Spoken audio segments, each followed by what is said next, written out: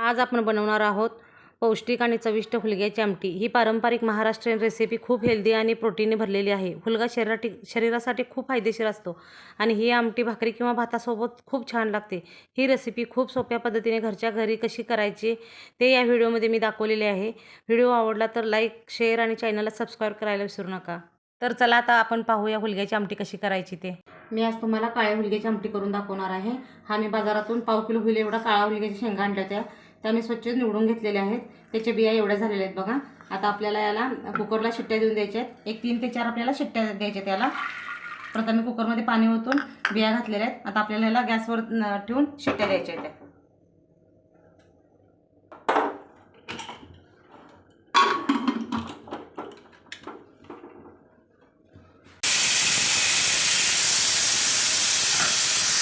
त्यासाठी काय काय साहित्य लागणार आहे बघा।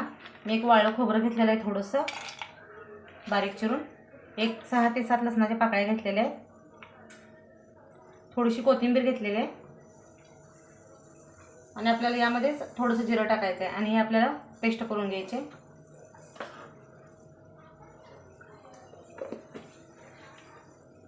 आमटीसाठी पेस्ट सगळी तयार करून घेतलेली आहे।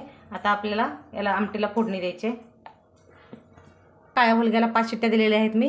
तरी आपला आता काळा हुलगा शिजलाय का आपण बघूया।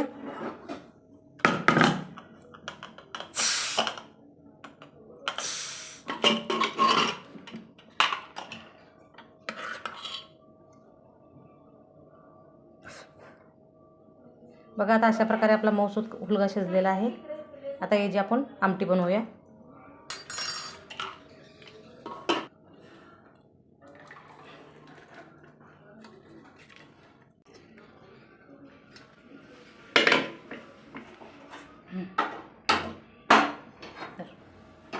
प्रथम आपल्याला कढईमध्ये फोडणीसाठी तेल वापरायचं आहे।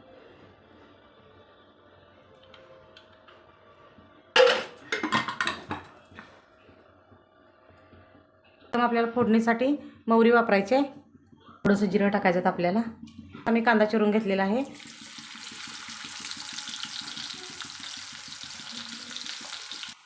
हुलगा आपला अशा प्रकारे आपल्याला मॅश करून घ्यायचा आहे थोडासा, म्हणजे आमटी आपली घटसर होत्या त्यामुळे।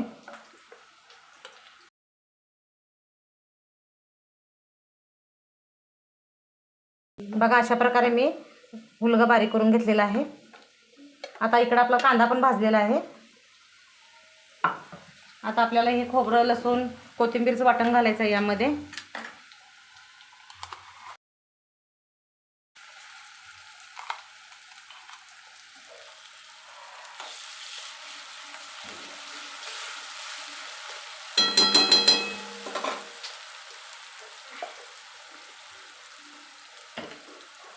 थोडीशी हळदपूड टाकायची आपल्याला यामध्ये।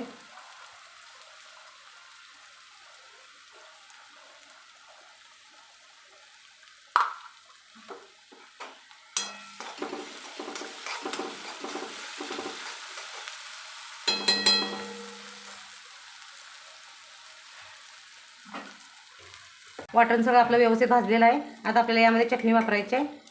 1-1.5 चमचा मी चटणी वापरल्या। तुमच्या चवीनुसार तुम्ही चटणी वापरा।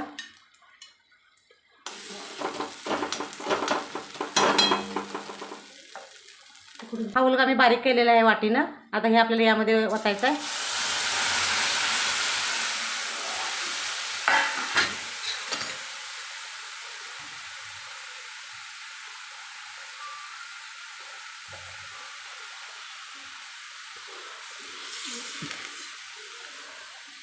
तुम्हाला घट्ट पातळ कितपत पाहिजे त्या हिशोबाने तुम्ही पाणी ओता। हुलगा मॅश केल्यामुळे आमटी बघा घट्ट झालेली आहे, त्यामुळे हुलगा बारीक करायचा। चवीनुसार मीठ वापरायचं आहे आपल्याला।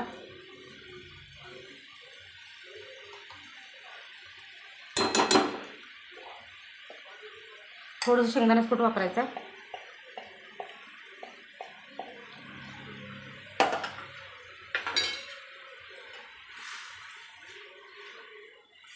आता याला आपल्याला 2 मिनिटं उकळू द्यायचे आहे। आपला हुलगा शिजलेला आहे त्यामुळे जास्त काही आमटी शिजण्याची काही गरज नाही आहे। फक्त उकळी मारायची आपल्याला याला।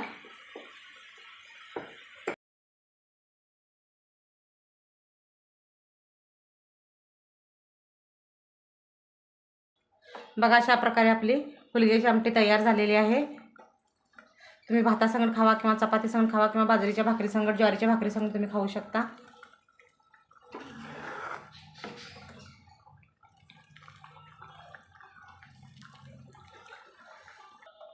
बघा एकदम मॅश केल्यामुळे किती घट्टसरपणा आलेला आहे आमटीला।